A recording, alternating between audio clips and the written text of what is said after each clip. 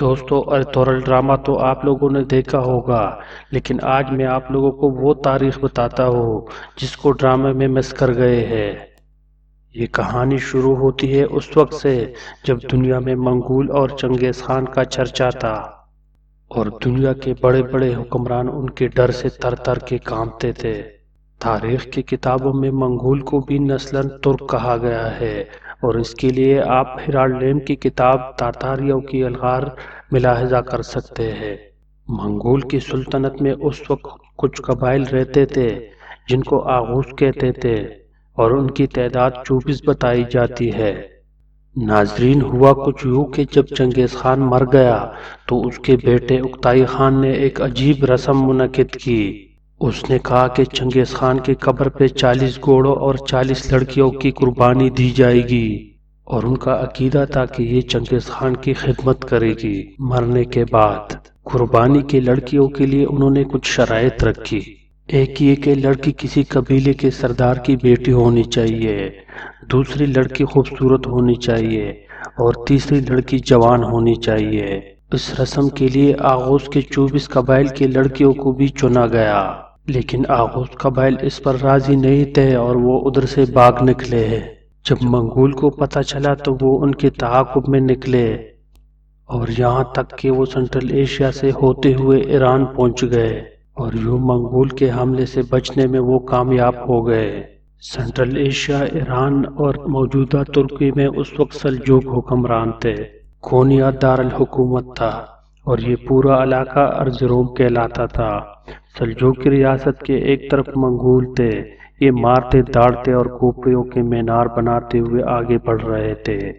یہ سلجوقوں کو رون کر مشرقی یورپ اور مشرقی وسطی جانا چاہتے تھے۔ دوسری طرف عیسائیوں کی بازنطینی ریاست تھی۔ یہ ریاست آج کے ترکی کے شہر اناطولیہ کے ساتھ ساتھ چلتے ہوئے بلیک سی اور استنبول سے ہوتے ہوئے پورے مشرقی یورپ پر مشتمل تھی۔ یہ بھی سلجوق ریاست پر قبضہ کر کے اپنے سرحدیں چین تک وسیع کرنا چاہتے تھے۔ سلجوق ریاست کا تیسرا حصہ ایوبی ریاست سے جڑا ہوا تھا۔ یہ حصہ شام، فلسطین اور مصر پر مشتمل تھا۔ سلجوق دور شورشوں کا زمانہ تھا، ہر طرف جنگ چل رہی تھی اور قتل و غارت گری کا بازار گرم تھا۔ منگول اور بازنطینی عیسائی دونوں بیت المقدس تک بھی پہنچنا چاہتے تھے، لیکن دونوں کے عزائم کے راستے میں سلجوق اور ایوبی دو مضبوط ترین ریاستیں کھڑی تھی۔ یہ دونوں ان دونوں کے راستے سے ہٹانا چاہتے تھے۔ منگول آج کا ازبکستان اور ایران فتح کر چکے تھے۔ ہیوا کا حکمران خوارزم شاہ بھی راستے کا مضبوط کانٹا تھا۔ اس کی ریاست ہندوستان کے شمالی علاقوں سے لے کر جارجیا تک پھیلی تھی۔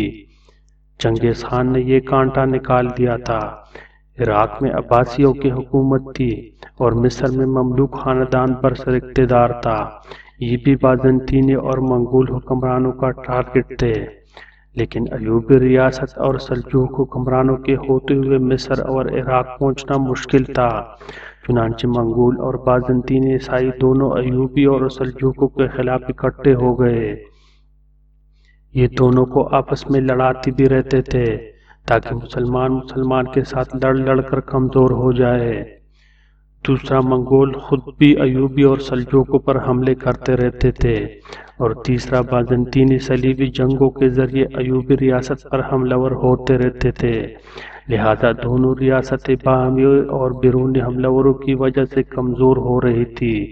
بازنطینی اور منگولوں نے ایوبی اور سلجوق دونوں ریاستوں کے محلات میں اپنے جاسوس بھی چھوڑ رکھے تھے۔ یہ لوگ بھی بادشاہوں کو محلاتی سازشوں میں الجھا کر کمزور کرتے چلے جا رہے تھے، چنانچہ وہ ایک مشکل دور تھا۔ سلجوق بادشاہ علاء الدین کیقباد سلجوق ریاست کا سلطان تھا۔ یہ منگولوں، ایوبیوں اور محل میں موجود غداروں سے بیک وقت لڑ رہا تھا۔ یہ کسی چوتھے محاذ کا متحمل نہیں ہو سکتا تھا، لیکن اس کے خلاف ایک چوتھا محاذ بھی سر اٹھا رہا تھا، اور وہ تھا بازنطینی حکمران۔ علاء الدین سلجوق جب بھی منگولوں یا ایوبیوں سے لڑنے کے لیے نکلتا تھا تو اس کی پیٹھ ننگی ہو جاتی تھی، اور اس پیٹھ پر بازنطینی چرا گھونپنا شروع کر دیتے تھے۔ وہ یکسوئی قائم رکھنے کے لیے اپنے پیٹ بازنطینی عیسائیوں سے بچانا چاہتا تھا۔ لہٰذا علاء الدین نے سلجوق اور بازنطینی ریاست کے ساتھ ساتھ آغوز قبائل آباد کرنا شروع کر دیے۔ آغوز ترکوں کے جرری قبائل تھے۔ یہ تعداد میں 24 تھے۔ بھیڑ بکری اور گھوڑے پالتے تھے۔ مرد تلوار بازی اور تیر اندازی کے ایکسپرٹ تھے، اور عورتیں نہایت عمدہ ریشمی قالین اور صوتی کپڑا بناتی تھی۔ قبائل کے سربراہ بے کہلاتے تھے۔ قبائل کی زبانوں کی 37,000 لفظ بعد ازاں اردو میں شامل ہوئے۔ ہماری زبان کا ہر تیسرا لفظ آغوز ترک قبائل سے ہندوستان آیا تھا۔ یہ قبائل اس قدر جنگجو تھے کہ یہ کسی دوسرے قبیلے کے بے کو بھی اپنا سربراہ ماننے کے لیے تیار نہیں ہوتے تھے، تاہم یہ سلجوق بادشاہ کو اپنا حکمران مانتے تھے۔ علاء الدین نے ان پر کنٹرول رکھنے کے لیے 24 قبائل کے سربراہ کی بھی مجلس بنائی اور سلجوق خاندان کے ایک شہزادے امیر سعادت کو اس کا سربراہ بنا دیا۔ یہ وزیر کہلاتا تھا۔ آغوز قبائل ریاست کے لیے 2 کام کرتے تھے۔ یہ بازنطینی حملہ آوروں کا راستہ روکتے تھے اور اناطولیہ، مشرقی یورپ، ایران اور فلسطین جانے والے شہرۂ ریشم کے تجارتی قافلوں کی حفاظت بھی کرتے تھے۔ قائی ان 24 آغوز قبائل میں سے ایک کمزور قبیلہ تھا۔ یہ لوگ تعداد میں بھی کم تھے اور مال مویشی اور دولت میں بھی، تاہم اس کا بے یعنی کہ سردار سلیمان شاہ معزز اور بہادر شخص تھا۔ یہ اپنے قبیلے کے ساتھ آج کے شام کے شہر رقہ کے مضافاتی وادی میں آباد تھا۔ اس کے 4 بیٹے تھے۔ ارطغرل کا دوسرا نمبر تھا۔ ارطغرل انتہائی بہادر، سمجھدار اور ماہر جنگجو تھا۔ والد اس سے بہت محبت کرتا تھا۔ ارطغرل شکار کا رسیا تھا۔ یہ اپنے 3 دوستوں ترگت، عبد الرحمن اور دون کے ساتھ شکار کھیلتا رہتا تھا۔ ارطغرل کے تینوں دوست یتیم تھے اور انہیں اس کی ماں ہیما خاتون نے پالا تھا۔ وہ ارطغرل کے ساتھ پل کر جوان ہوئے تھے، چنانچہ وہ اس پر جان چڑھتے تھے۔ اس زمانے میں عالم اسلام میں 2 عظیم صوفی دانشور تھے، مولانا روم اور حضرت محی الدین ابن عربی۔ مولانا روم کونیا میں رہتے تھے اور وہ سلجوق حکمران کے روحانی استاد تھے، جبکہ ابن عربی کا مدرسہ حلب شہر میں تھا۔ یہ دونوں صوفیہ کرام جنگوں اور تباہی کے شکار لوگوں کے دریدہ دل سیتے اور ابلتے ذہنوں پر مرہم رکھتے تھے۔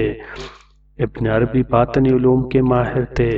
یہ ایک بار اپنے مرودی کے ساتھ جنگل سے گزر رہے تھے۔ ارطغرل شکار کے لیے نکلا ہوا تھا۔ اس نے ہرن کے ایک بچے پر تیر چلایا۔ ہرن کے بچے کی ٹانگ زخمی ہو گئی اور وہ دوڑ کر ابن عربی کے پاس چلا گیا۔ حضرت نے اس کی زخمی ٹانگ پر مرہم لگایا اور پٹی کر دی۔ ارطغرل اپنا زخمی شکار تلاش کرتا کرتا ابن عربی تک پہنچ گیا۔ حضرت نے اسے اپنے ساتھ بٹھایا، کھانا کھلایا، اس کی آنکھیں اور پیشانی دیکھی اور مسکرا کر فرمایا، تمہیں جتنے ملک کے نام یاد ہے تم وہ بولو۔ ارطغرل کے جتنے نام آتے تھے وہ بول دیے۔ حضرت نے فرمایا، بس تمہیں صرف یہ یاد ہے؟ ارطغرل نے ذہن پر زور دے کر ان میں مکہ، مدینہ اور فلسطین بھی شامل کر دیے۔ حضرت ابن عربی مسکرائے اور فرمائے، جاؤ یہ سارے ملک تمہارے ہوئے۔ ارطغرل کا قبیلہ اس وقت قحط کا شکار تھا، برف باری سر پر تھی اور یہ لوگ اپنے جانوروں کے لیے خشک چارے تک کا بندوبست نہیں کر سکے تھے۔ چنانچہ اس نے طنزیہ نظروں سے ابن عربی کی طرف دیکھا، مسکرایا اور اٹھ کر چلا گیا۔ ارطغرل کی ابن عربی سے دوسری ملاقات حلب شہر میں ہوئی۔ یہ اس وقت سلجوق خاندان کے ایک مفرور شہزادی حلیمہ کے عشق میں مبتلا تھا۔ قبیلہ اس عشق کے خلاف تھا۔ کیونکہ یہ شادی آغوز روایات کی بھی خلاف تھی اور یہ سیدھی سادی سلجوق حکومت کو آبیل مجھے مار کی دعوت دینے کی مترادف بھی تھی، اور قبیلے کی حالت یہ تھی کہ اس کے پاس سردیوں میں سر چھپانے اور کھانے کے لیے گندم تک نہیں تھی۔ ارطغرل کا مزاج میں کمپرومائز کا مادہ نہیں تھا، لہذا یہ ڈٹ گیا۔ یہ اس کی مشکل زندگی کا مشکل ترین دور تھا اور اس دور میں دھکے کھاتا کھاتا ابن عربی کے مدرسے پہنچ گیا۔ ابن عربی نے اسے اپنے پاس مہمان رکھا، اس کی فکری رہنمائی کی اور اس کو تسلی دی۔ میں یہاں آپ کو یہ بھی بتاتا چلوں، اس زمانے میں اسلامی ملکوں کے اندر ایک خاموش تحریک چل رہی تھی۔ یہ لوگ سفید داڑھی والے کہلاتے تھے۔ ان کی داڑیاں چھوٹی اور سفید ہوتی تھی۔ یہ انتہائی با اثر امیر اور باعمل مسلمان تھے۔ ان کا ایک مضبوط جاسوس نیٹ ورک تھا۔ یہ پورے اسلام میں پھیلے ہوئے تھے اور ایک دوسرے سے رابطے میں رہتے تھے۔ ان کی زندگی کا صرف ایک مقصد تھا، اسلام اور عالم اسلام کی حفاظت۔ یہ اسلام کے لیے خطرہ بننے والے حکمرانوں تک کو قتل کر دیتے تھے۔ سفید داڑھی والے سلجوق، عباسی، ایوبی اور مملوک چاروں سے تنگ تھے۔ یہ سمجھتے تھے یہ لوگ اگر ایک دوسرے سے اسی طرح لڑتے رہے تو پھر پورے عالم اسلام پر منگول قابض ہو جائیں گے، یا پھر بازنطین عیسائی اسلامی ریاستوں کو ہڑپ کر لیں گے۔ ان کا خیال تھا پورے عالم اسلام کو ایک ایسی مضبوط ریاست چاہیے جو عیسائیوں اور منگولوں کا بھی مقابلہ کر سکے اور یہودی سازشوں کا تانا بانا بھی توڑ سکے۔ یہ لوگ ابن عربی سے متاثر تھے۔ ابن عربی نے ارطغرل کا رابطہ ان لوگوں سے کرا دیا۔ یہ لوگ اس سے متاثر ہوئے، لیکن ان کا خیال تھا یہ ابھی اتنا میچور نہیں کہ یہ کوئی ریاست بنا اور چلا سکے، لہذا ان لوگوں نے اس کی پرورش اور تربیت کا فیصلہ کر لیا۔ یہ لوگ ارطغرل کو ٹرین کر رہے تھے، لیکن اس دوران ایک اور ایشو پیدا ہو گیا۔ سلیمان شاہ کینسر کی وجہ سے انتقال کر گیا اور بڑے بھائی نے حلیمہ سے شادی کرنے کے جرم میں ارطغرل کو قبیلے سے نکال دیا۔ ارطغرل بیوی کو لے کر قبیلے سے نکلا تو اس کی ماں حلیمہ اور اس کے ساتھیوں نے بھی قبیلہ چھوڑ دیا۔ یہ 400 لوگ تھے۔ یہ پناہ کی تلاش میں گھوڑوں پر خیمے باندھ کر در بدر پھرتے رہے۔ یہ کبھی شام کے جنگلوں میں پناہ لیتے تھے اور کبھی سلجوق ریاست میں جا چھپتے تھے، لیکن انہیں کوئی مستقل ٹھکانہ نہیں مل رہا تھا۔ یہ آخر میں در در کے ٹوکروں سے تنگ آ گئے اور انہوں نے واپس جانے اور اپنے قبیلے سے معافی مانگنے کا فیصلہ کر لیا۔ یہ واپسی کے لیے روانہ ہوئے تو راستے میں ایک عجیب واقعہ پیش آیا، اور اس چھوٹے سے واقعے نے آگے چل کر دنیا کی سب سے بڑی اور مضبوط خلافت کی بنیاد رکھ دی۔ آج ہم اس کو خلافت عثمانیہ کہتے ہیں۔ یہ لوگ جب کوزداق کے قریب پہنچے تو پہاڑ کے نیچے خوفناک جنگ چل رہی تھی۔ یہ لوگ رک کر جنگ دیکھنے لگے۔ ارطغرل کے دماغ میں اچانک کوئی خیال آیا۔ اس نے اپنے گھڑ سوار کو اشارہ کیا، خواتین اور بچوں کو پہاڑ پر چھوڑا اور یہ اپنے ساتھیوں کے ساتھ جنگ میں کود پڑا۔ جون کا مہینہ تھا، خوفناک گرمی چل رہی تھی۔ ارطغرل کے ساتھ صرف 200 گھوڑ سوار تھے، لیکن یہ لوگ جب پہاڑ سے اترے اور دھول اڑی تو یوں محسوس ہوا جسے ایک بہت بڑا لشکر اتر آیا ہے۔ یہ لوگ نیچے پہنچے تو کئی گھڑ سواروں نے ارطغرل سے پوچھا، ہم نے کس کا ساتھ دینا ہے؟ ارطغرل نے کہا لگا کر جواب دیا، مظلوم کا۔ آپ یہ جان کر حیران ہوں گے کہ ارطغرل اور اس کے گھڑ سواروں کو اس وقت تک قطعی یہ علم نہیں تھا کہ یہ جنگ کن کے درمیان ہو رہی ہے اور ان میں ظالم اور مظلوم کون ہے۔ یہ لوگ بس بلا وجہ اس جنگ میں کود پڑے تھے اور ان دونوں لشکر انہیں اپنا ساتھی سمجھ رہے تھے۔ یہ لوگ میدان کے قریب پہنچ کر رکے۔ انہوں نے مظلوم کا اندازہ لگایا اور دوڑ کر اس کی طرف سے لڑنا شروع کر دیا۔ یہ تازہ دم تھے، ماہر تلوار باز اور بہادر تھے، لہذا یہ لڑنے لگے تو مظلوم لشکر کو حوصلہ ہو گیا۔ اس کے اکڑتے قدم جم گئے اور جی جان سے لڑنے لگا۔ یوں دیکھتے ہی دیکھتے جنگ کا پانسا پلٹ گیا۔ ہارتا ہوا لشکر جیت گیا اور جیتی ہوئی فوج پسپا ہو گئی۔ جنگ ختم ہوئی تو ارطغرل کو پتہ چلا اس نے سلجوق سلطان علاء الدین کیقباد کی مدد کی تھی۔ سلجوق سلطان منگولوں کے ساتھ لڑ رہا تھا اور یہ جنگ تقریباً ہار چکا تھا اور اناطولیہ کی سلطنت اس کے ہاتھ سے نکل چکی تھی۔ لیکن پھر اچانک ارطغرل ہی بھی مدد بن کر پہاڑ سے اترا اور اس نے اس کا ملک بچا لیا۔ علاء الدین سلجوق نے ارطغرل کو بلایا، اس کی کہانی سنی، اس کی جرأت اور بہادری کے داد دی، اس کا ماتھا چوما اور اس سے پوچھا، مانگو جو مانگتے ہو، میں ابھی تمہیں دوں گا۔ ارطغرل کے پاس رہنے کے لیے جگہ نہیں تھی، اس نے اپنے قبیلے کے لیے جگہ مانگ لی۔ سلطان نے کہا لگایا اور کہا، بس اتنی سی خواہش۔ ارطغرل نے جواب دیا، سلطان ہمارا ضرورت اور اوقات اس سے زیادہ نہیں ہے۔ سلطان نے میز پر نقشہ بچھایا، چاقو سے اس پر نشان لگایا اور سعود کا علاقہ اسے دے دیا۔ سعود کی وادی وسیع چراگاہوں، جنگلوں اور جھیلوں پر مشتمل تھی۔ دریائے سکاریا اسے سیراب کرتا تھا اور یہ بازنطینی سرحد پر واقع تھی۔ بازنطینی ریاست کا بڑا شہر بورسا 100 کلومیٹر کے فاصلے پر تھا۔ آپ نے ڈرامہ سیریز ارطغرل میں راجہ حصار، ہانلی بازار، انگول، ازنیک اور بیلک کا ذکر سنا ہوگا۔ یہ سارے شہر اور علاقے بازنطینی تھے اور یہ سعود کے قریب واقع ہے۔ سلطان علاء الدین نے یہ وادی ارطغرل کے حوالے کرنے کے بعد اسے بازنطینی شہر فتح کرنے کی اجازت بھی دے دی اور اسے اپنا مشیر خاص بھی بنا لیا۔ ارطغرل نے رکھا جانے کے بجائے اپنا قبیلہ لیا اور یہ دریائے سکاریا کے ساتھ سعود کی وادی میں آباد ہو گیا اور اس نے سعود شہر آباد کرنا شروع کر دیا۔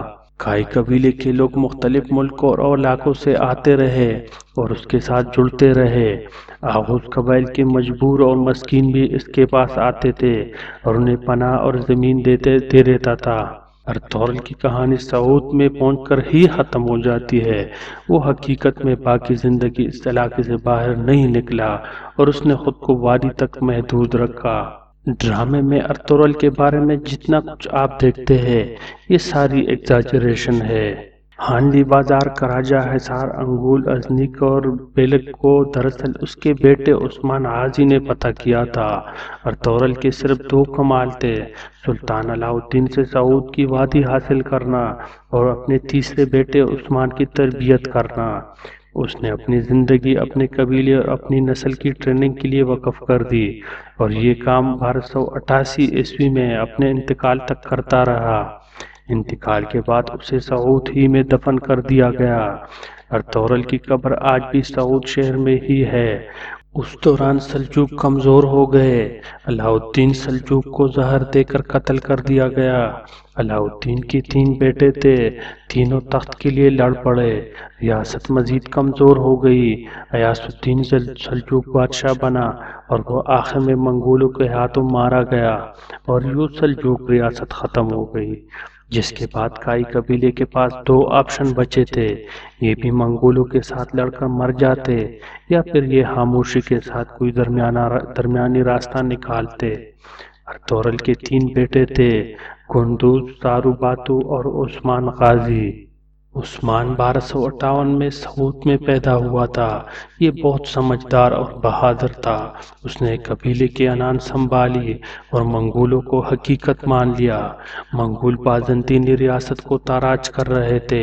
بازنطینی کائی قبیلے کے دشمن بھی تھے، چنانچہ عثمان غازی نے منگولوں کے ساتھ معاہدہ کر لیا کہ یہ منگولوں پر حملہ نہیں کریں گے اور منگول ان سے سعود نہیں چھینیں گے، اور مزید یہ بازنطینی ریاست پر حملے جاری رکھیں گے تاکہ منگول مشرقی یورپ پر اپنا قبضہ مضبوط رکھ سکے۔ میں یہاں یہ بھی بتاتا چلوں، منگول اس وقت تک مشرقی یورپ فتح کر چکے تھے۔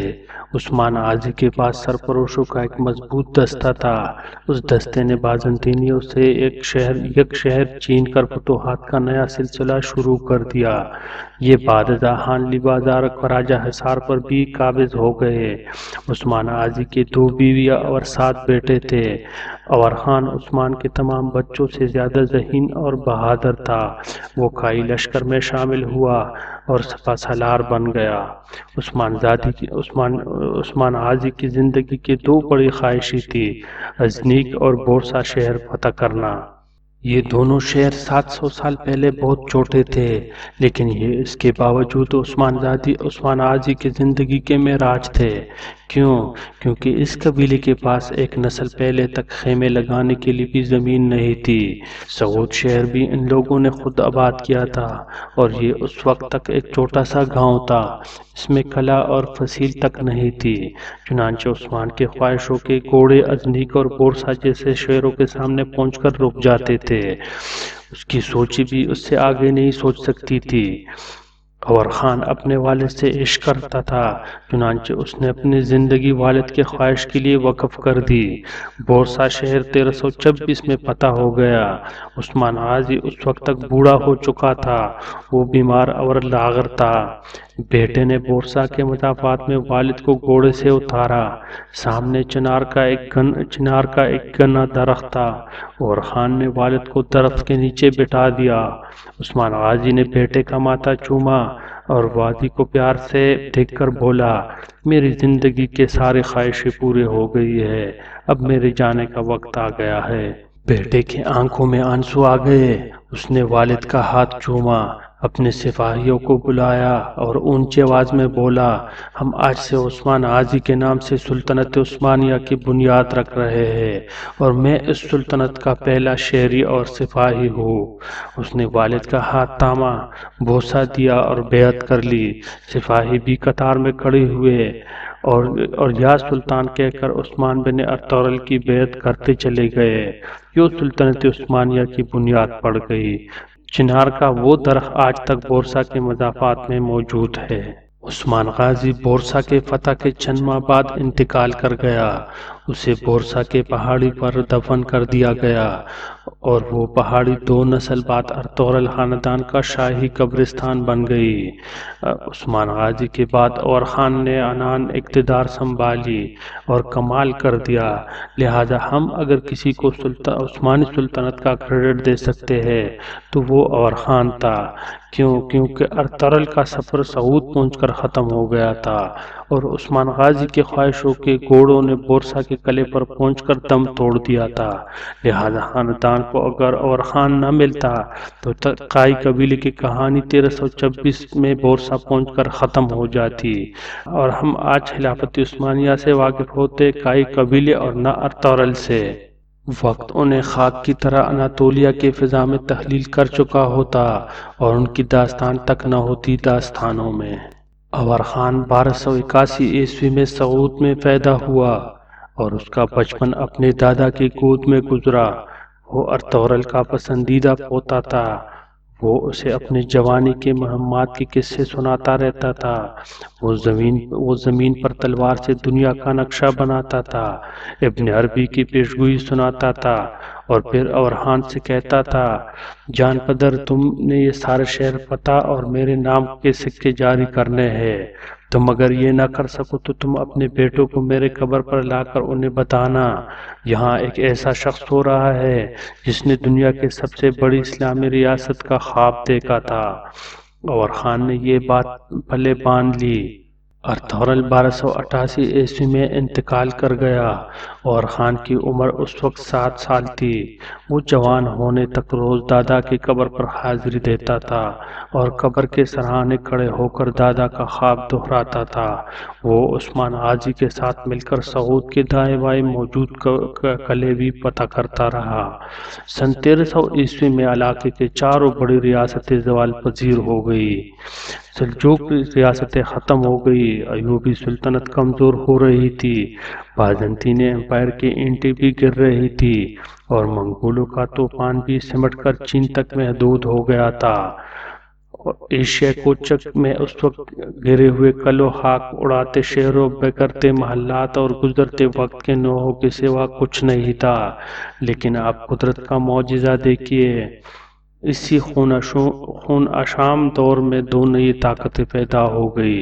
ازبکستان میں امیر تیمور نے جنم لے لیا اور ترکی میں ارطغرل کا خاندان سر اٹھانے لگا۔ امیر تیمور اور اور خان دونوں کے دور میں زیادہ فرق نہیں۔ امیر تیمور نے اور خان کے پوتے بایزید یلدرم کو 1202 عیسوی میں انگورا میں شکست دی تھی۔ یہ دونوں طاقتیں بحران میں ابھرے اور یہ دیکھتے ہی دیکھتے تاریخ بن گئے۔ اور خان نے 1326 عیسوی میں عثمان غازی کے انتقال کے بعد عنان اقتدار سنبھالی۔ عثمانی سلطنت اس وقت سعود سے شروع ہوتی تھی اور 100 کلومیٹر بعد بورسا پہنچ کر ختم ہو جاتی تھی۔ لیکن اور خان نے اس کے باوجود نہ صرف اپنا سکہ جاری کیا بلکہ اپنی ریاست کا آئین، قانون اور بیوروکریٹک سسٹم بھی بنایا۔ یہ اور خان تھا جس نے اپنے دادا ارطغرل کی داستان لکھوائی اور اس کے نام کا سکہ جاری کیا۔ یہ وہی سکہ تھا جو آگے چل کر ڈرامہ سیریل ارطغرل کا محرک بنا۔ کیسے؟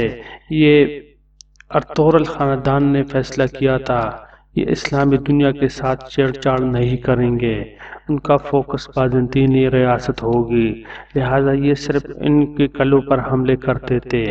اورہان نے بورسا کے بعد ازمیت اور کراسی کے قلعے فتح کر لیے۔ آپ ارطغرل میں بار بار نکوسیا اور نومیدیا کا ذکر سن رہے ہوں گے۔ نکوسیا آج کل سیپرس کا دارالحکومت ہے، جبکہ نومیدیا یونان کا شہر تھا۔ دونوں شہر 14ویں صدی میں اہم اور بڑے ہوتے تھے، اور ہان نے یہ بھی فتح کر لیے۔ یہ اس کے بعد سابق سلجوق ریاست کے شمال مشرق علاقوں کی طرف بڑھا اور آدھا اناطولیہ بھی لے لیا، اور پھر یہ آج کے ترکمانستان کی طرف مڑ گیا اور اس کا خاصا حصہ بھی قابو کر لیا۔ بازنطینی حکومت اس سے گھبراتی تھی، چنانچہ بازنطینی بادشاہ جان ششم نے اس کے ساتھ امن معاہدہ کیا اور اپنی صاحبزادی تیوڈورا اس کے عقد میں دے دی۔ یہ پہلا ترک سلطان تھا جس نے گیلیپولی اور انقرہ فتح کر لیے۔ اس نے گورننس کا اپنا ایک ماڈل بھی تحریک کیا تھا۔ آغوز قبائل جھنڈے کو سنجاق کہتے تھے، اور خان نے ریاست کو مختلف صوبوں اور ضلعوں میں تقسیم کیا اور ہر ضلع دار کو مختلف رنگ کا جھنڈا دے دیا۔ ان جھنڈوں کی وجہ سے اس کے ضلع کو سنجاق کہلاتے تھے۔ اس نے ضلع داروں کو اپنے فوج بنانے، علاقے فتح کرنے اور ٹیکس جمع کرنے کا اختیار بھی دے دیا تھا۔ اس حکمت عملی کی وجہ سے اس کی فوج بھی مضبوط ہو گئی اور عوام بھی خوشحال ہو گئے۔ اس نے بے شمار مسجدیں، مدرسے اور کاروان سرائے بنوائے اور ایشیا کوچک کا پہلا حکمران تھا۔ ناظرین، ایشیا کوچک آج کل کی ترکی کے علاقوں کو کہتے تھے۔ اورخان کے بعد اس کا بیٹا مراد اول سلطان بنا، اور اس نے سلطنت عثمانیہ کو حقیقتاً سلطنت عثمانیہ بنا دیا۔ مراد 30 سال حکمران رہا اور ان 30 برسوں میں 24 سال میدان جنگ میں رہا۔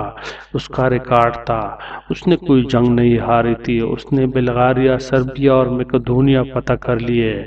اس کی آخری جنگ کوسوو میں ہوئی تھی اور پورے یورپ کے فوجیں اکٹھے ہو کر اس کے مقابلے کے لیے میدان میں اتری تھی، لیکن اس نے اس مشترکہ فوج کو بھی خاک چٹوا دی۔ وہ 1389 میں کوسوو کی جنگ کے دوران زخمی ہو کر انتقال کر گیا۔ مراد اول کے مرنے کی خبر پھیلی تو پورے یورپ میں جشن منایا گیا اور تمام کلیساؤں کی گھنٹیاں بجائی گئی۔ مراد اول نے عثمانی سلطنت کے رقبے میں 5 گنا اضافہ کیا، لیکن آپ یہ جان کر حیران ہوں گے کہ 4 نسلوں کے فتوحات کے باوجود مراد اول کے انتقال تک سلطنت عثمانیہ صرف 20,000 مربع کلومیٹر پر محیط تھی، اور یہ رقبہ آج کی راولپنڈی ڈویژن سے بھی کم تھا۔ یہ تھی سلطنت عثمانیہ، 4 نسلوں کے بعد کی سلطنت عثمانیہ۔ یہ حقیقت ثابت کرتی ہے ریاستیں ایک دن میں نہیں بنا کرتی، ان کی بنیادوں تک میں 4 نسلیں کب جاتی ہے۔ آپ ایران سے لے کر ویانا تک سفر کریں، آپ کو ہر 10-15 کلومیٹر بعد کوئی نہ کوئی مزار، کوئی نہ کوئی قبرستان ملے گا، اور اس قبرستان میں آپ کو کوئی نہ کوئی ترگت، کوئی نہ کوئی عبدالرحمن، کوئی نہ کوئی سامسا اور کوئی نہ کوئی بامسی ملے گا۔ ویانا کے مضافات اور بداپیسٹ کے پہاڑیوں تک پر ترک قبرستان ہے، اور ہر قبر کے سرحانے کلمہ شہادت لکھا ہے۔ ریاست کو ریاست بنانے میں نسلوں کا لہو اور ہڈیاں خرچ ہوتی ہے، اور پھر کہیں جا کر ریاست سر اٹھاتی ہے، پھر کہیں جا کر ان کے جھنڈے اقوام عالم کے درمیان لہراتے ہیں۔ خلافت عثمانیہ کے رگوں میں بھی ارطغرل کی 18 نسلوں اور 36 سلطانوں کا لہو شامل ہوا، اور پھر کہیں جا کر ارطغرل آج کی نسل تک پہنچا، پھر کہیں جا کر دنیا نے تسلیم کیا ترک صرف ترک ہوتے ہیں۔ نیپولین بوناپارٹ نے ارطغرل کی نسل کے بارے میں کیا خوب کہا تھا۔ اس نے کہا تھا، دنیا کی ہر فوج کسی نہ کسی کے سٹائل میں لڑتی ہے، لیکن ترک صرف اور صرف ترکوں کے سٹائل میں لڑتے ہیں۔ ارطغرل کی نسل نے صرف تلواروں اور گھوڑوں میں کمال نہیں کیا، بلکہ اس نے دنیا کو بیوروکریسی، آرکیٹیکچر، لائف سٹائل اور فوج سازی کا ماڈرن فن بھی دیا۔ عثمانی سلطان مشرقی یورپ کے عیسائی بچوں کو گود لیتے تھے، یہ ان بچوں کو اعلیٰ تعلیم دلاتے تھے اور یہ جب بڑے ہو جاتے تھے تو یہ انہیں بیوروکریسی میں شامل کر دیتے تھے۔ یہ بچے رشتہ داروں کی مجبوریوں سے پاک ہوتے تھے، چنانچہ یہ پوری زندگی کرپشن فری رہتے تھے۔ ترک فوج کا ایک جان نثار دستہ ینچیری کہلاتا تھا۔ یہ لوگ صرف مرنے کے لیے میدان میں اترتے تھے، لہٰذا یہ کبھی ہار کر واپس نہیں آتے تھے۔ سلطان بھی ان کے خوف سے کوئی ناانصافی، کوئی گڑبڑ نہیں کرتے تھے۔ یہ باغی شہزادوں کے سر اتار دیتے تھے اور کمزور اور کرپٹ بادشاہ کو کان پکڑ کر تخت سے اتار دیا کرتے تھے۔ اور آپ نے اگر ترکش آرکیٹیکچر دیکھنا ہو تو آپ استنبول چلے جائیں۔ آپ کو ہر پرانی عمارت، ہر پرانی مسجد پکڑ کر بیٹھ لے جائے گی۔ آپ اس کے صحن سے باہر نہیں نکل سکیں گے۔ اور رہ گیا لائف سٹائل تو کافی ہو، سگریٹ ہو، کاغذ ہو، رائفل ہو، بوٹ ہو، کموڈ ہو یا پھر ہیئر کلر ہو، آپ کو ان کے پیچھے سلطنت عثمانیہ اور ترک ملیں گے۔ یہ تمام چیزیں ایجاد یورپ میں ہوئی، لیکن انہیں بنایا اور مارکیٹ ترکوں نے کیا۔ ارطغرل کے نسل کے ہر سلطان نے اپنے نام سے ایک محلہ آباد کیا اور اس محلے میں شاندار مسجد، مدرسہ اور شفاخانہ بھی بنوایا، اور اپنا مقبرہ بھی۔ آپ قدرت کا انعام دیکھیے۔ ارطغرل کے پاس خیمہ لگانے اور گھوڑا باندھنے کی جگہ نہیں تھی، لیکن پھر اس کی نسل میں ایک ایسا وقت آیا جب 3 براعظموں پر ان کی حکومت تھی۔ ان کا جھنڈا چین اور روس کے سرحد سے لے کر ویانا اور ایران، عراق، سعودی عرب اور شام سے ہوتا ہوا مصر تک جاتا تھا۔ ارطغرل کی نسل کے ایک بادشاہ سلیمان دی گریٹ کی سلطنت 20 لاکھ مربع میل تک پھیلی ہوئی تھی۔ یہ ہوتی ہے اللہ کی دین۔ اسے کہتے ہیں اللہ جب رحم کرنے پہ آتا ہے تو پھر یہ چرواہوں کے نسلوں کو قوموں کا تاج بنا دیتا ہے۔ یہ پھر عروج کو بھی اتنا عروج دیتا ہے کہ عروج کو بھی پسینہ آ جاتا ہے۔ واہ پروردگار، تیرا بھی کیا کہنا ہے۔ دوستو، ڈرامہ سیریز ارطغرل میں صرف 2% حقیقت ہے اور 98% فکشن ہے۔ پوری ترک تاریخ میں ارطغرل کے بارے میں صرف 7 صفحات کے دستیاب ہے، اور وہ بھی حضرت محی الدین ابن عربی، کرسچن ٹیمپلرز اور بازنطین آرکائیوں میں بکھرے ہوئے ہیں۔ ترک حکومت کے پاس ارطغرل کے نام کا صرف ایک سکہ ہے، اور وہ بھی اور خان کے دور میں جاری ہوا تھا، اور بس۔ ڈرامہ سیریز میں دکھائے گئے ارطغرل کے تینوں بیٹے قراجہ خسار کے مضافات میں کائی قبیلے کے ٹینٹوں میں پیدا ہوئے، اور اہلیہ حلیمہ سلطان عثمان غازی کی پیدائش کے بعد انتقال کر گئی، جبکہ حقیقت اس سے بالکل مختلف تھی۔ ارطغرل کے تینوں بیٹے سعود میں پیدا ہوئے تھے۔ یہ لوگ پہلے بیٹے گندوز کی پیدائش سے قبل سعود شفٹ ہو چکے تھے۔ حلیمہ سلطان نے عثمان غازی کو 67 سال کی عمر میں جنم دیا تھا۔ یہ اس وقت تک مینوپاز ہو چکی تھی، لہٰذا عثمان غازی کی پیدائش معجزہ بھی تھی اور حضرت ابن عربی کی دعا کا نتیجہ بھی۔ ارطغرل کے ساتھی بامسی، ارتک بیگ، ترگت عبد الرحمن الپ اور سامسا الپ تاریخی کردار ہے۔ ترکی میں ان کے مزارات بھی موجود ہیں، لیکن حقیقت میں یہ کبھی ارطغرل سے نہیں ملے۔ ان کے ادوار ہی مختلف ہے۔ ڈرامہ سیریز میں سعید الدین کوپک امیر سعادت کا کردار بہت اہم اور طاقتور ہے۔ یہ درست ہے، سعید الدین کوپک علاء الدین سلجوق اور غیاث الدین سلجوق کے دور میں اہم شخصیات تھے۔ اس نے سلجوق سلطنت کی تباہی میں بھی منفی کردار ادا کیا تھا۔ وہ انتہا درجے کا سازشی، حریص، چالاک اور منفی شخص بھی تھا۔ شیطان بھی اس سے پناہ مانگتا تھا، لیکن وہ اس کے ساتھ ساتھ شاعر، مصور اور اعلیٰ پائی کا آرکیٹیکٹ تھا۔ اس نے سلطان علاء الدین کا ذاتی محل تعمیر کیا تھا۔ تاہم یہ بات درست ہے، غیاث الدین سلجوق کے زمانے میں اس کا سر اتار دیا گیا تھا، لیکن یہ کام ارطغرل نے نہیں کیا تھا۔ سعد الدین کے سلطان کے حکم پر قتل کر کے اس کا سر محل کے دیوار سے لٹکا دیا گیا تھا۔ ڈرامہ سیریز میں یہ کردار ترک اداکار مراد گیری پاوغلو نے ادا کیا اور کمال کر دیا۔ ویلن کا یہ کردار اس قدر مضبوط تھا کہ جب ارطغرل نے سعد الدین کوپک کا سر اتارا تو پورے ترکی میں جشن منایا گیا تھا۔ لوگوں نے سڑکوں پر آ کر ڈول پیٹے اور پٹاخے چلائے تھے۔ سعد الدین کوپک کو قبر کونیا میں ہے اور اس کا بڑا برا حال ہے۔ شعر کے نشئی اس میں بول و براز کرتے ہیں۔ ڈرامے میں حلیمہ سلطان کو جوانی میں مرتے ہوئے دکھایا گیا، جبکہ یہ بڑھاپے میں فوت ہوئی تھی اور اسے سعود میں دفن کیا گیا تھا۔ آج بھی اس کی قبر سعود میں ارطغرل کے مزار کے قریب ہے۔ بیجو نویان بھی اصل کردار تھا۔ یہ ایشیائی کوچک میں منگولوں کا گورنر تھا۔ چنگیز خان کے بیٹے اغدائی نے اسے گورنر مقرر کیا تھا۔ یہ کوس داغ کے جنگ میں بھی شریک ہوا تھا، لیکن اس کا ارطغرل کے ساتھ کبھی ٹاکرا نہیں ہوا۔ اس کی زندگی کا زیادہ تر حصہ بغداد، شام اور ایران کے مہمات میں گزرا تھا۔ ڈرامہ سیریز میں ارطغرل کو عالم اسلام کا بہت بڑا بلکہ سب سے بڑا ہیرو بنا کر پیش کیا گیا۔ یہ بات بھی تاریخ لحاظ سے غلط ہے، کیونکہ ارطغرل کا تاریخ میں 200 جوانوں کے ساتھ علاؤ الدین سلجوق کی اچانک مدد، سلطان سے سعود کی وادی حاصل کرنے اور ابن عربی کو دعا کے علاوہ کوئی اہم کارنامہ نہیں تھا۔ سلطنت عثمانیہ آہستہ آہستہ محض وجود میں آئی تھی اور اصل کمالات سلطان محمد فاتح، سلطان سلیم اول اور سلطان سلیمان نے دکھائے تھے۔ یہ لوگ تھے جنہوں نے سعود کی چھوٹی سی وادی اور 3000 لشکریوں کی ریاست کو دنیا کے عظیم خلافت بنا دیا تھا۔ تاہم یہ بھی سچ ہے، خلافت عثمانیہ اگر درخت تھی تو اس کا بنیادی بیج ارطغرل تھا، اور نہ ہوتا تو شاید خلافت عثمانیہ بھی نہ ہوتی۔ دریلش ارطغرل فکشن ہونے کے باوجود کمال ہے۔ یہ امریکہ میں دیکھی جانے والی پہلی ترک سیریز ہے۔ اس نے 150 ملکوں میں ریکارڈ قائم کیا۔ اس نمبر 102 17 جنوری 2018 کو ریلیز ہوئی۔ اس کی ریٹنگ 17 تھی اور یہ ترکی میں کسی بھی ڈرامے کی بلند ترین ریٹنگ تھی۔ دریلش ارطغرل حکومت کے سرپرستی میں بنائی گئی۔ اس کے پیچھے پروفیسروں کی پوری ٹیم تھی۔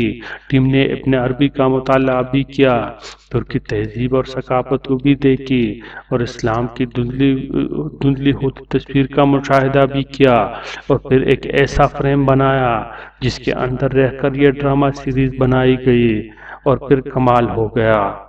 ترک صدر طیب اردگان تک اس سے اتنے متاثر ہوئے کہ یہ اپنی اہلیہ اور صاحبزادی کے ساتھ سیٹ پر پہنچ گئے اور آدھا دن وہاں گزارا۔ اس ڈرامہ سیریز نے ترکی کے سیاحت میں بھی 3 گنا اضافہ کیا، اور سیاح ان علاقوں کے وزٹ بھی کرنے لگے جہاں کبھی کوئی شخص نہیں جاتا تھا۔ اس سیریز کو بنانے کے لیے استنبول کے مضافات میں 5000 لوگ آباد کیے گئے، خیمے بھی لگائے گئے، اور قازقستان سے 25 ٹرینڈ گھوڑے اور تلوار باز بھی منگوا لیے گئے۔ اداکاروں کو 6 ماہ ٹریننگ دی گئی، اور پھر ایک ایسا شاہکار سامنے آیا جیسے مغربی میڈیا اسلام میں بم قرار دے رہا ہے، اور یہ واقعی اسلام کا ثقافتی، روحانی اور تاریخی بم ہے۔ ناظرین، اگر آپ نے یہ ڈرامہ نہیں دیکھا ہے تو میری آپ سے درخواست ہے آپ اسے مت دیکھیے۔ کیوں؟ کیونکہ آپ اسے شروع کرنے کے بعد چھوڑ نہیں سکیں گے۔ آپ کے اندر ایک ارطغرل پیدا ہو جائے گا اور آپ کو باقی زندگی اسی کے ساتھ گزارنا پڑے گا۔ دوستو، اس ڈرامے میں ایک اور کردار ہے جس کا نام ہے برقی خان۔ برقی خان کون تھا اور کیا کرتا تھا؟ اس کی تاریخ شاید ارطغرل سے بھی زیادہ سنسنی خیز ہے، لیکن یہ میں آپ کو اگلی ویڈیو میں بتاؤں گا۔ دوستو، دنیا میں تو ویسے بڑے بڑے امپائر، یعنی کہ جس کو ہم سلطنت کہتے ہیں، گزری ہے، لیکن سلطنت عثمانیہ کے ایک خاص بات تھی جو وہ دوسروں سے ممتاز کرتی تھی، اور وہ خاص بات یہ ہے کہ ریکارڈڈ تاریخ میں یہ دنیا کی سب سے لمبی، یعنی کہ سب سے زیادہ ٹائم والی امپائر تھی، جو 1300 صدی عیسوی سے شروع ہو کے 1920 عیسوی تک چلی تھی۔ یہ ٹوٹل بنتے ہیں 620 سال۔ اس کے مقابلے میں ہم اگر دنیا کے تاریخ کے دوسرے امپائر کا موازنہ کریں تو ایک بہت واضح فرق نظر آتا ہے۔ اگر ہم برٹش امپائر کی بات کریں تو وہ ٹوٹل چلی تھی 250 سال۔ اسی طرح بنو امیہ اور بنو عباسیہ خلافت چلی تھی تقریباً 300 سال تک، اور اگر ہم منگول امپائر کی بات کریں تو وہ یقیناً ایک بہت بڑی امپائر تھی، لیکن وہ چلی تھی 250 سال۔ اسی طرح ہم کہہ سکتے ہیں کہ ارطغرل اور اس کے خاندان نے دنیا کی تاریخ کے سب سے بڑے اور لمبی سلطنت پہ حکمرانی کی تھی۔ دوستو، یہ 620 سال کی طویل سلطنت ختم کیسے ہوئی، اس کے بھی ایک بڑی ایک دردناک کہانی ہے۔ اور وہ کہانی یہ ہے کہ جب ورلڈ وار ون شروع ہو گئی تو خلافت عثمانیہ نے جرمنی کا ساتھ دیا۔ دنیا کی یہ پہلی ہولناک جنگ 5 سال تک چلی تھی اور اس میں جرمنوں اور عثمانیوں کو شکست ہوئی تھی۔ اس شکست کے بعد فاتح برطانیہ نے یہ فیصلہ کیا کہ اس طویل اور اس پرانی سلطنت کو ختم کیا جائے۔ برطانیہ کے اس فیصلے کے خلاف دوستو آپ لوگوں نے پڑھا ہوگا کہ ہندوستان میں ایک تحریک شروع ہو گئی، جس تحریک کو تحریک خلافت کہتے ہیں۔ وہ تحریک اگرچہ ناکام ہو گئی لیکن ترک عوام ابھی تک پاکستانیوں کے اس جذبے کو نہیں بھولے ہیں۔ برطانیہ کے اس فیصلے کے نتیجے میں جہاں کئی دوسرے نئے ملک بن گئے، وہاں جدید ترکی بھی مورد وجود میں آیا۔ دوستو، آج کل آپ لوگوں نے نیوز میں آیا صوفیہ کے بارے میں سنا ہوگا، جس کو ابھی ترک صدر نے مسجد بنا دیا ہے۔ یہ عمارت کسی زمانے میں بازنطینی حکومت کا سب سے بڑا چرچ ہوا کرتا تھا، جس کی تاریخ 800-900 سال پرانی ہے، اور عیسائیوں کے لیے یہ بالکل اسی طرح تھا جس طرح کہ ہم مسلمانوں کے لیے مکہ اور مدینہ ہے۔ لیکن جب سلطان محمد فاتح نے 1452 میں قسطنطنیہ یعنی کہ استنبول کو فتح کیا تو انہوں نے اس عمارت کو جو چرچ ہوا کرتا تھا اس کو ایک مسجد میں تبدیل کر دیا، اور یوں پھر یہ مسلمانوں کے لیے ایک تاریخی مسجد بن گیا۔ لیکن ورلڈ وار ون کے بعد جب سلطنت عثمانیہ ختم ہو گئی تو جدید ترکی کے بانی مصطفیٰ کمال پاشا نے یہ فیصلہ کیا کہ یہ عمارت نہ تو چرچ رہے گا اور نہ مسجد رہے گی، اور اس کو ایک میوزیم کا درجہ دے دیا گیا، جو کہ آج تک وہ چلتا رہا، حتیٰ کہ جب طیب اردگان نے حال ہی میں یہ فیصلہ کیا کہ اس عمارت کو دوبارہ مسجد میں تبدیل کیا جائے، اور یوں 100 سال بعد اس مسجد میں نماز جمعہ 25 جولائی 2020 کو پڑھا گیا۔ تو دوستو، یہ تھی سلطنت عثمانیہ کی آغاز اور اختتام کی صحیح اور مستند تاریخ۔ دوستو، اگر آپ کو ہماری ویڈیو پسند آئی ہے تو پلیز ہماری ویڈیو کو لائک کیجئے اور شیئر کیجئے، اور اگر کسی کا کوئی سوال ہو تو وہ کمنٹ سیکشن میں پوچھ سکتے ہیں۔ اور دوسری اہم بات یہ ہے کہ اسی طرح کی مستند تاریخ سننے اور پڑھنے کے لیے ہمارے چینل کو سبسکرائب ضرور کیجئے۔ شکریہ۔